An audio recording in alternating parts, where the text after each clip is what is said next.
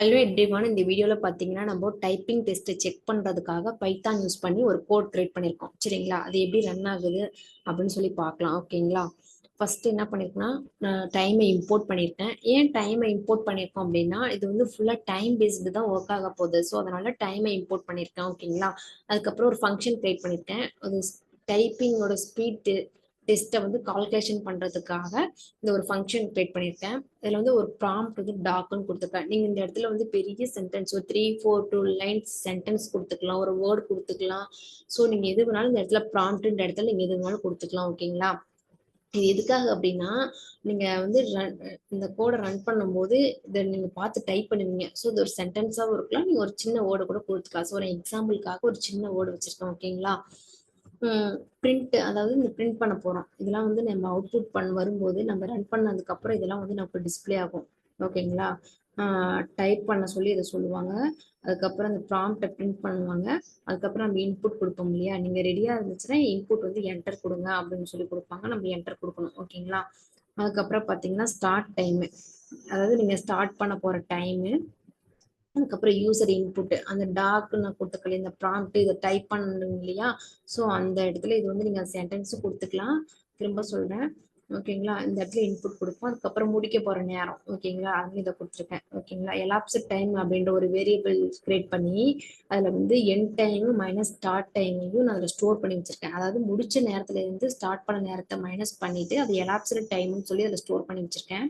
அதுக்கப்புறம் words per minute அப்படின்னு சொல்லி ஒரு வேரியபிள் அசைன் பண்ணி அதில் வந்து ப்ராம்ப்டோட லென்த்து ப்ளஸ் ஸ்பிட் பண்ணுறது டிவைட் பண்ணி எலாப்ஸ் டைம் வந்து ஒரு அந்த ஸ்டோர் பண்ணியிருக்கு பார்த்தீங்களா? என் டைம்லேருந்து ஸ்டார்ட் டைம் மைனஸ் பண்ணி அதில் ஸ்டோர் பண்ணி வச்சிருக்கிறத டிவைட் 60 டிவைட் பண்ணுறாங்க இந்த இடத்துல.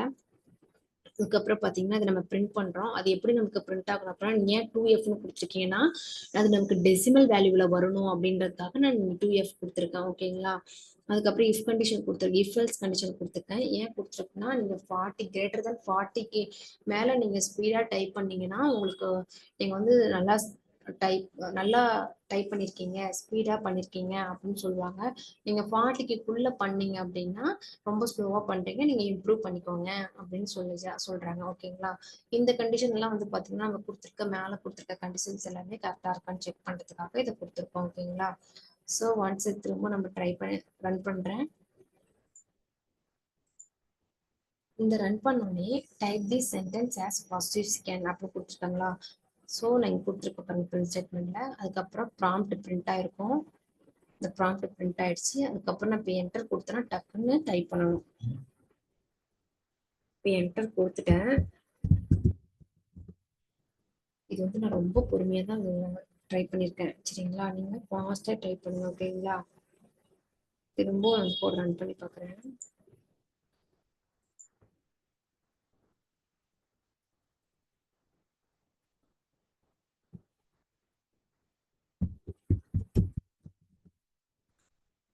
இன்னும் ஃபாஸ்ட்டாக பண்ணணும். இதுவும் பத்தலை.